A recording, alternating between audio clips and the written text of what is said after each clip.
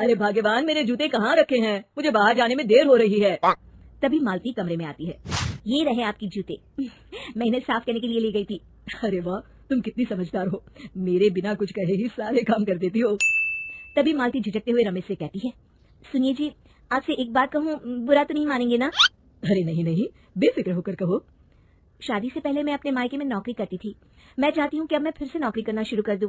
वैसे भी सारा दिन घर में बोर हो जाती हूँ।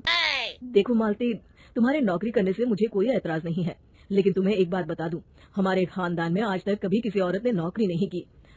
फिर भी एक बार तुम माँ से पूछ कर देखो, अगर वो तुम्हें नौकरी करने की इजाजत दे देती है तो अच्छी बात है। रमेश वहाँ से चला जाता है। फिर उसी शाम मालती अपनी सास के पैर दबा रही होती है। तभी उसकी सास मालती से कहती है, अरे क्या बात है बहू, आज तो ठीक तरह से मेरे पैर नहीं दबा रही, किसी ख्याल में खोई पड़ी है क्या? मैं भी तो जानूं आखिर बात क्या है। दरअसल वो माँ जी। अरे हाँ हाँ बोलो, इतना सोच क्यों रही हो? माँ जी, अगर आप बुरा न माने तो मैं नौकरी करना चाहती हूँ। घर के काम करने के बाद मेरे पास काफी वक्त बच जाता है। मालती की ये बात सुनकर उसकी सास गुस्से में कहती है, अरे बहू, तेरी तबीयत तो ठीक है ना? आज ये कैसी बहकी बहकी बातें कर रही है? भला हमारे खानदान में आज तक कभी किसी औरत ने नौकरी की है जो तू नौकरी करने की बात कर रही है, हैं? अरे बहू, तू क्या रिश्तेदारी में हमारी नाक कटाना चाहती है? जितना जल्दी हो सके अपने दिमाग से नौकरी का भूत उतार दे, और अब जा, जल्दी से रसोई में जा, खाना बनाने का वक्त हो रहा है। मालती मन मार कर खाना पकाने के लिए रसोई घर में चली जाती है। अगले दिन, नमस्ते माँ जी, कैसी हैं आप? अरे आओ आओ दिवाकर बेटा, बैठो, मैं तुम्हारे लिए चाय मंगाती हूँ। बहू, जरा एक कप चाय तो लेती आना। फिर दिवाकर एक फाइल खोलकर मालती की सास के सामने रख देता है। ये देखिए माँ जी, ये है पिछले महीने का हिसाब और ये रहे मुनाफे के रुपए। एक बार हिसाब देख लीजिए और इन कागजों पर अपने दस्तखत कर दीजिए। अरे दिवाकर बेटा, मैंने भला आज तक कभी तेरा हिसाब देखा है जो अब देखूंगी?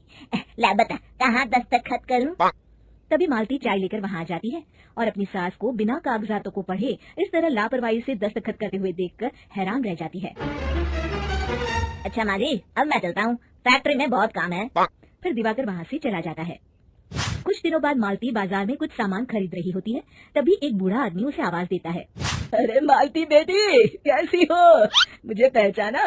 मैं तुम्हारी कंपनी में मुनीम का काम करता हूँ। हाँ चाचा जी, मैं आपको बिल्कुल पहचानती हूँ। कहिए, कैसे हैं आप? मैं तो ठीक हूँ, कंपनी में कुछ भी ठीक नहीं चल रहा, यहाँ तक कि हमें ठीक वक्त पर तनख्वाह भी नहीं मिलती। ये आप क्या कह रहे हैं? अब क्या बताऊं, आप लोग तो कभी हिसाब किताब देखने दफ्तर आते नहीं। मेरी मानो तो एक बार आप लोग दफ्तर आकर सारा हिसाब किताब देख लो, आपको असलियत पता चल जाएगी। अच्छा बेटी, अब मैं चलता हूँ, देर हो रही है। फिर वो बूढ़ा वहाँ से चला जाता है। वहीं दूसरी तरफ मालती घर पहुंचकर अपनी सास को सारी बात बताती है। तभी वहाँ रमेश भी आ जाता है, लेकिन मालती की सास मालती की किसी भी बात पर विश्वास नहीं करती। तभी रमेश कहता है, अरे माँ, बिना आग के कभी धुआं नहीं उठता। जब मालती इतना कह रही है तो हमें एक बार दफ्तर चलकर देख लेना चाहिए। वैसे भी हम लोग काफी दिन से अपने दफ्तर नहीं गए हैं। इस तरह किसी एक आदमी के भरोसे काम छोड़ना मुझे भी ठीक नहीं लगता। अगले दिन वे सभी अपने दफ्तर पहुंचते हैं और सीधे दिवाकर के कैबिन में जाते हैं। अचानक सबको एक साथ देखकर दिवाकर चौंक जाता है। अरे माँ जी, आप सब लोग अचानक यहाँ कैसे आ गए? अगर कुछ काम था तो मुझे एक फोन कर दिया होता, मैं आपके घर आ जाता। तभी मालती की सास कहती है, अरे दिवाकर बेटा, आज मैं हिसाब देखने दफ्तर आई हूँ, जरा मुझे पिछले 6 महीनों का हिसाब दिखाना तो बेटा। दिवाकर घबराते हुए हिसाब की फाइल मालती की सास को देता है। मालती की सास फाइल लेकर मालती को देती है और कहती है, ले बहू, देख ले हिसाब। मालती फाइल को बड़े गौर से देखती है और अगले ही पल उसे सारी गड़बड़ी समझ में आ जाती है। वो अपनी सास से कहती है, माँ जी, मुनीम चाचा बिल्कुल सही कह रहे थे। हमारी कंपनी में पिछले 6 महीनों में जितना मुनाफा हुआ है, हमें उसका आधा पैसा भी नहीं मिला। क्यों समझ लीजिए कि 1 रुपये में सिर्फ चवन्नी ही हमारे हाथों में आई है। मालती की बातें सुनकर मालती की सास गुस्से से दिवाकर को पूछती है, क्यों दिवाकर, मेरी बहू जो कह रही है वो सच है? दिवाकर समझ जाता है आज उसका भांडा फूट चुका है। वो गिड़गिड़ाते हुए कहता है, मुझे माफ कर दीजिए माँ जी, मैं पैसों के लालच में अंधा हो गया था। अरे वाह दिवाकर, तू तो एक नंबर का चोर निकला।